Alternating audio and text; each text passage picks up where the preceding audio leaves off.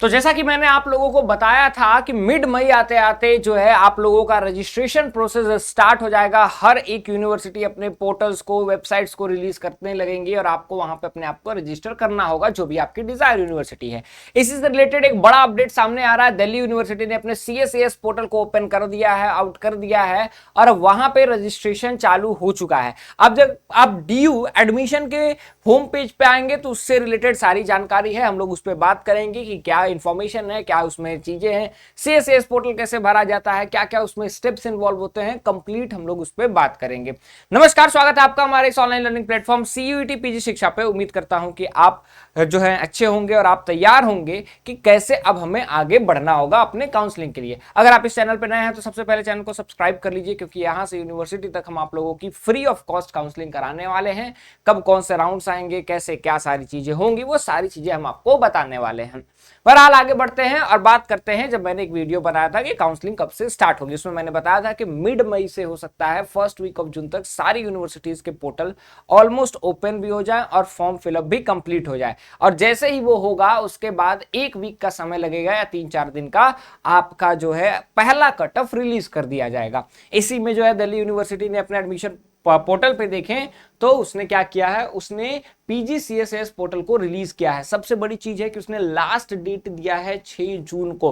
अगर एक्सटेंड भी करता है तो ये 8-10 जून जाएगा, मतलब कि 15 जून आते आते, मिड जून आते आते आपका पहला कट ऑफ DU का हमें देखने को मिल सकता है। जो पहला कट ऑफ 22 जून 2024 में आया था लास्ट ईयर, वो इस बार हो सकता है एक वीक पहले आ जाए। तो इससे थोड़ा आप कोरिलेट कीजिएगा, इस बार आपके सेशंस भी पहले स्टार्ट हो सकते हैं।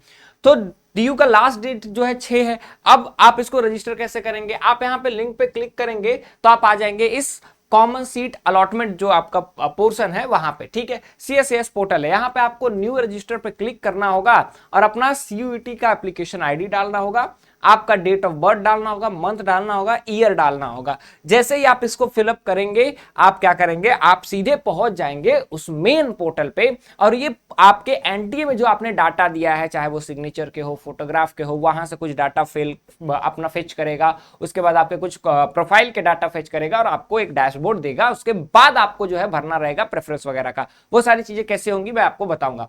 दूसरी चीज आपको यहां रखना, एक चीज याद रखना होगा कि आपको यूनिवर्सिटी पे अप्लाई करना होगा रजिस्टर करके। दूसरा, filling the preference of the programme and department, कि आपको अपने प्रोग्राम और डिपार्टमेंट का प्रेफरेंस भरना होगा। जैसे आपको मास्टर्स इन पॉलिटिकल साइंस करना तो masters in political science department of main campus, masters in political science Hindu, masters in political science saint Stephen, तो ये प्रेफरेंस आपको सिलेक्ट करना होगा।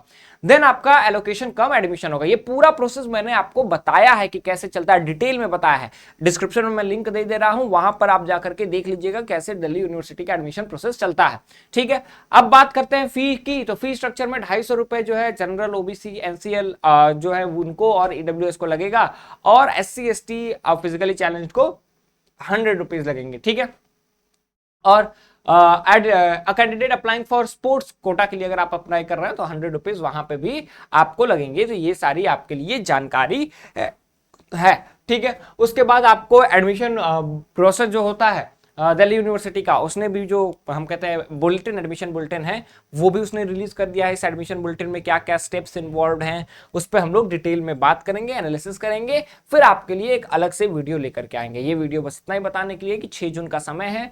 उम्मीद करता हूँ सारे डॉक्यूमेंट्स, सारे सर्टिफिकेट्स वगैरह आपके पास रेडी होंगे, मार्कशीट वगैरह आपके पास होगी, नहीं होगी तो उसके लिए क्या करना होता है हम आगे बताएंगे। बाकी मिलते हैं अगले वीडियो में, जहां पे डिटेल इसके बारे में मैं आपसे डिस्कशन करूंगा।